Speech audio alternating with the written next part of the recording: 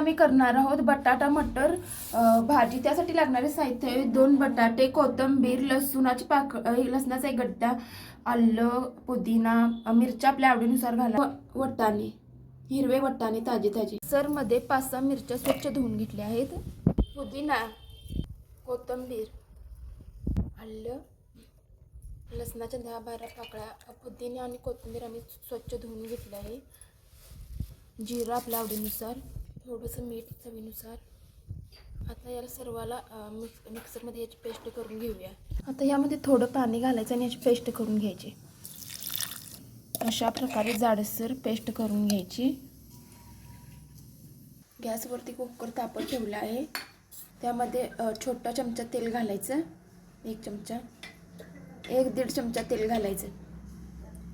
तेल तापल्यानंतर थोडेसे जिरे घालायचे व ती पेस्ट घालून घ्यायची।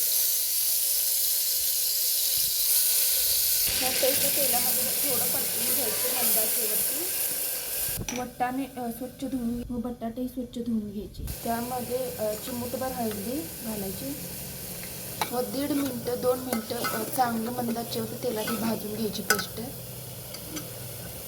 त्यामध्ये बटाटे घालून घ्यायचे व वटाणे घालून घ्यायचे।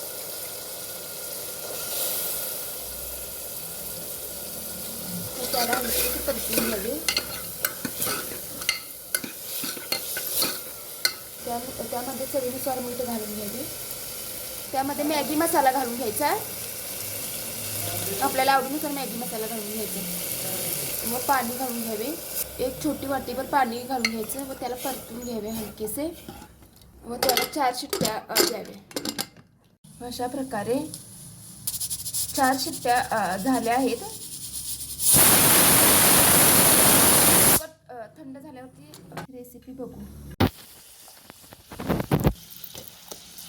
बटाटा मटर भाजी सोबत आम्ही पुऱ्याही करत आहोत।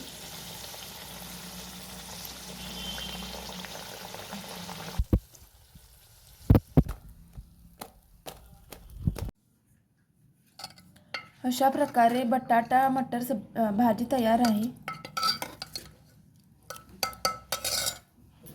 अशा प्रकारे आमचा आज बटाटा मटर भाजी तयार आहे व पुऱ्याही तयार आहेत। अशा प्रकारे बटाटा आणि मटरची भाजी तयार आहे, नवीन पद्धतीची केली आहे। सोबतीला पुऱ्या आणि पापड लोणचं आहे। तुम्हाला जर रेसिपी आवडल्यास नक्कीच लाईक, शेअर आणि सबस्क्राईब करा।